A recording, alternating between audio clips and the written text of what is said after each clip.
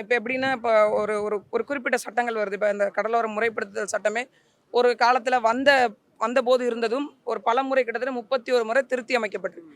நாங்கள் என்ன சொல்றோம், பொதுமக்கள் கருத்து கேட்பு கூட்டம் போட்டு, எங்களுக்கான முறைப்படி அத திருத்தி அமைங்கங்கிறோம்.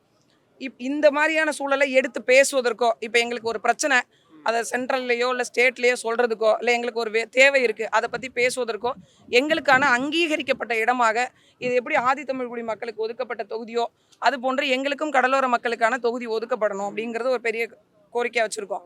அது மட்டும் இல்லாம இப்ப நீங்க எங்களுக்கு கிழக்கு மேற்கா தான் இருக்கு தொகுதி வரையறை.